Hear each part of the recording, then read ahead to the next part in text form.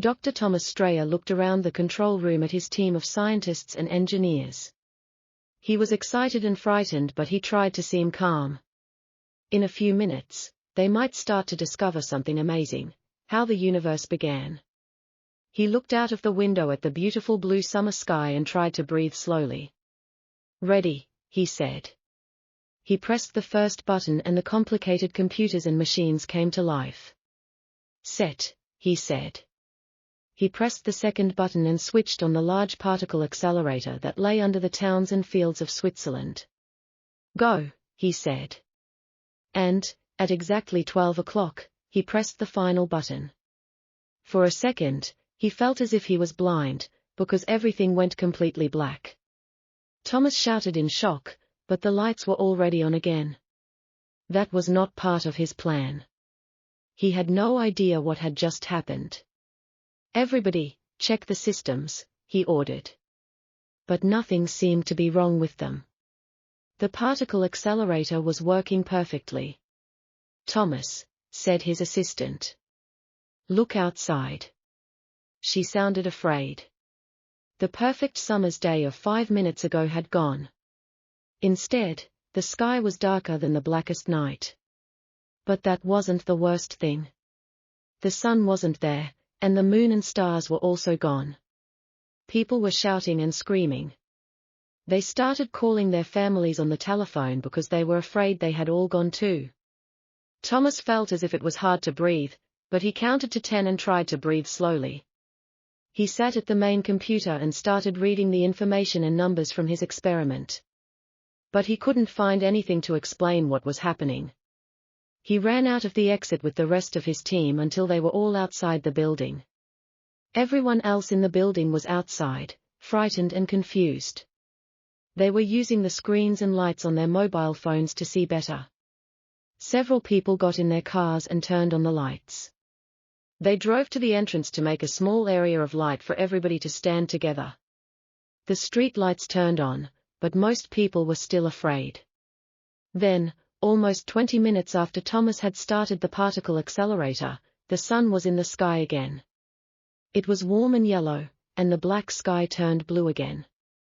Everyone started laughing and dancing around, and Thomas felt as if he could breathe normally again. But later, hours later, when the real night began, no one was happy. Because, although the moon rose again, there were no stars in the sky at all. No one wanted to know what Thomas' work was actually about. They didn't care what the particle accelerator was for. What did that matter? All they cared about was what had happened after he turned the machine on. He had stolen all the stars, or that's what the newspapers said. And when they made him go to the International Criminal Court, they charged him with stealing the stars. Thomas said, "I'm not guilty." "Well, if you didn't steal the stars, Dr. Strayer," said the lawyer for the prosecution, "what did you do?" "If you're asking about my work," said Thomas, "we didn't do anything. We showed that the machine was working, that's all. Taking the stars from the sky seems like nothing to you?" The lawyer looked around at the people in the court. "No one here would think it's nothing. No one in the world would think it's nothing." "That's not what I meant," said Thomas. "But I can tell you this, when the machine started, there were suddenly no photons in the test room." "What? Photons? We aren't all scientists here. Speak simple English, Dr. Strayer." "Light," said Thomas. For just a moment it was as if there was no light in our laboratory. Then we saw it was also dark outside, until the light became normal again." "Normal, Dr. Strayer?" "It wasn't normal when," the lawyer checked his notes, "the sun went out for exactly 16 minutes and 40 seconds. Perhaps we can say the rest of the day was normal. But the night hasn't been normal ever since, has it?" Thomas looked sad. "I know. But you must believe me. I didn't do anything that could have taken the stars from the sky." "So are you saying you didn't steal the stars from us?" said the lawyer. "No, I didn't steal them," Thomas said. "You just made it so that we can't see them anymore." After a long pause, Thomas spoke. Yes, he said. How is that any different? The lawyer asked. Thomas didn't have an answer, not one anyone would understand anyway. And if they understood it, they wouldn't believe him. He had an idea, but it would take years to prove it. Instead, he changed his mind and said, I'm guilty. Now the world could blame someone for what it had lost. But there was no point sending Thomas to prison for years. It wouldn't change anything. Instead, they designed a punishment especially for him. They sent Thomas to work at the extremely large telescope in Paranal in Chile. Nobody used the telescope now. No tourists came to these high mountains to see the edges of our galaxy. No scientists asked for money to study the empty sky. All that passed through the night sky was the lonely moon and a few planets. Looking up made people feel bad. Thomas thought it was fair that they punished him. And the job was almost the same as prison because he was completely alone. After a few years, the world forgot about him. Or, at least, everyone decided to leave him alone. Every evening he watched the sun go down. The red ball was gone exactly 8 minutes and 20 seconds after it actually went behind the Earth.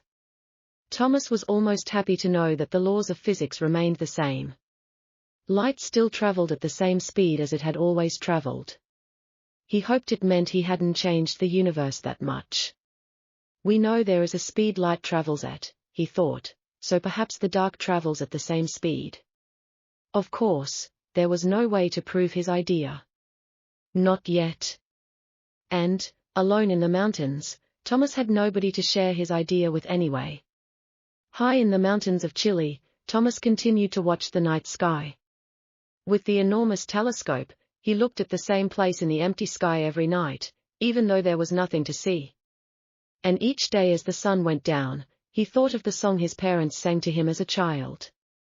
Starlight, star bright. First star I see tonight. I wish I may, I wish I might. Have the wish I wish tonight.